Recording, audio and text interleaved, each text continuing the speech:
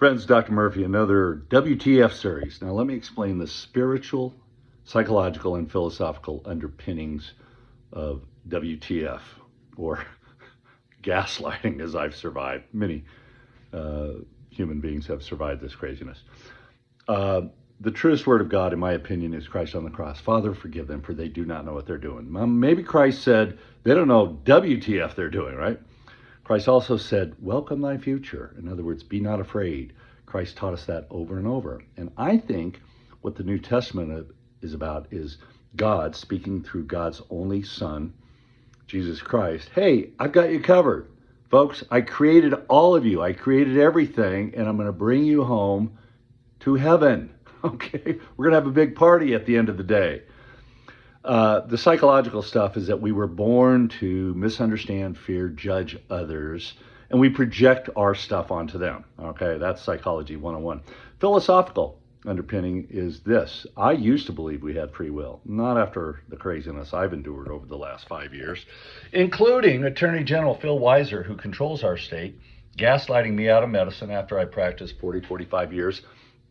And then when I sued him, 18 months ago, he starts censoring our YouTube. I was like, dude. So what's going to happen now is we are escorting him out of state politics. He never apologized to me. He just wanted to bury his mistakes. And, that's politics.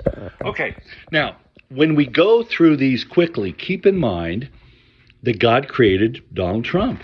12 of these articles are pretty critical of the Trump policies and what they're doing to our country, just like many in Colorado are very critical of what Governor Polis and Attorney General Phil Weiser have done to us in Colorado. All right.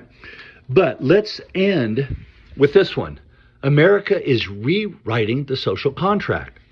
What have we become as a nation to allow so many people to go hungry?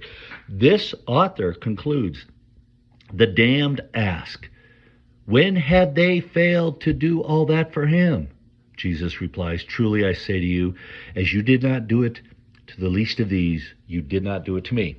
Now that's from Matthew 25. That's our go-to in the Catholic Church. But I think we have to acknowledge we don't know exactly what Christ said. This was a projection of an imperfect human being, the author of that Matthew 25.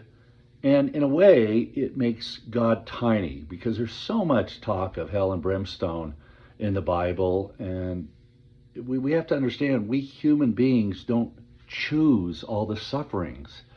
I mean, if you believe in this thing called sin, folks, that's a man-made construct, but if you believe the fundamentalist Christians, no, only 0.1% will end up in heaven.